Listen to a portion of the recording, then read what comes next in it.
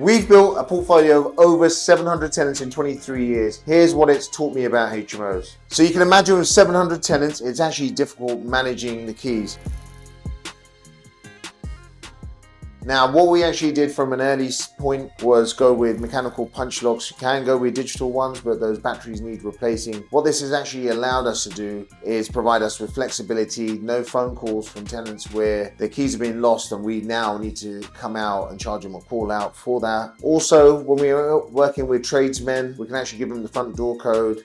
They can enter. If we need to, these are easily changeable afterwards, so you have security for the tenants that are in the properties. So if you're dealing with HMOs, what you don't want is a bag full of keys where you actually have to rummage through to try to find that particular key for that particular room or front door of that property. So look at going keyless. It's been a life changer for us. One example I can actually give you was, it was a Saturday night. I got a phone call at 11:30 in the evening. I had a guy said, look, my keys were in my bag got stolen, I was in a pub, can you please come and let me into the property? Bearing in mind it was a Saturday night, I was out myself, and I was told the gentleman, look, I'm away at the moment, I'm back probably 10 a.m. in the morning, you're gonna need to wait until then. Otherwise, you could pay for a locksmith to get you in. This was a big wake up call for myself because I wanted to ensure that I'm not actually taking these phone calls at 11:30 on a Saturday evening. Hence, we looked at the keyless option across our whole portfolio of HMOs.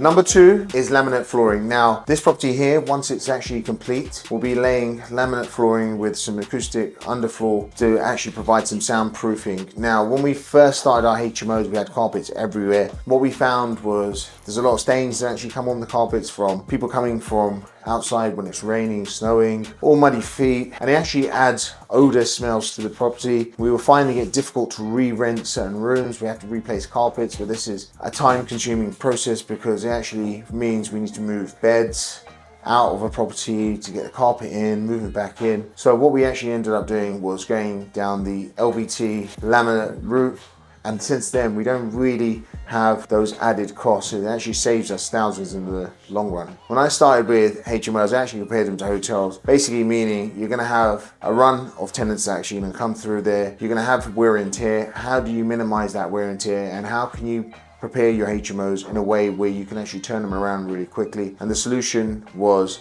solid LVT flooring, which we have now throughout.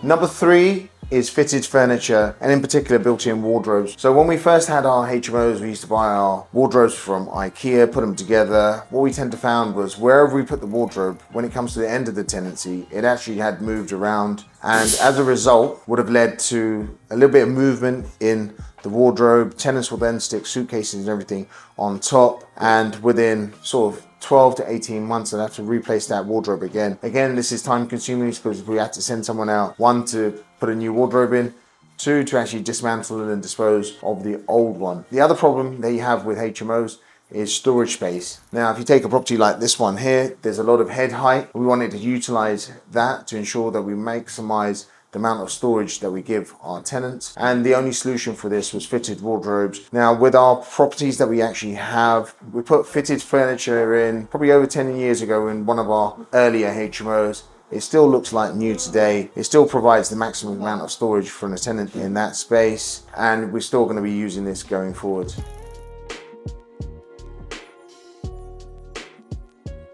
Four is individual fuse boxes. So like we're in this property here, it's at the first fixed stage. You can already see wires have been run for all the circuits in this room to be run from an individual fuse box. Now you may be wondering why we do this. Now, coming back again to one of our early HMOs in the early 2010s, we ended up getting phone calls from tenants saying all the lights are gone or all the sockets are out within our property. And then when we ended up sending an electrician to investigate, it was a tripped fuse. Why did that fuse trip? It actually tripped because a tenant put in a faulty kettle. That kettle basically tripped the whole circuits within the property. Now, if we have individual fuse boxes, if a tenant uses a faulty appliance, it's only going to trip the circuits in his room, and it's easier if we have to send someone out to identify what the fault cause is. Point 5 is have a blueprint. What do I mean by having a blueprint? Blueprint is basically understanding the rules of what you're going to be doing with your HMOs and how you can step and repeat that process. So when we started, we identified an area and we focused in and around that area. You may be wondering why we actually did that and not just spread out all over London or all other parts of the country. The reason for it is you can actually scale. You can control your costs by having your management team in one place, your tradesmen, people that you actually need to do the certifications, service fire alarms and so on. It gets a lot more difficult to actually do this if you're basically having one HMO, for example, in Heathrow, the other one in Bristol, the other one in Cardiff. And the rules and regulations can potentially vary as well with different councils. The other reason is you can actually build a power team within the areas that you operate. So we focused around Uxbridge in a half-an-hour radius for all our properties. What we ended up doing was building strong relationship with agents that will offer us properties prior to coming on the market. Cheaper rates when we initially weren't managing our properties ourselves. We also built up strong relationships with builders within the areas that we're still using today, 14 years on. And we have basically repair and tradesmen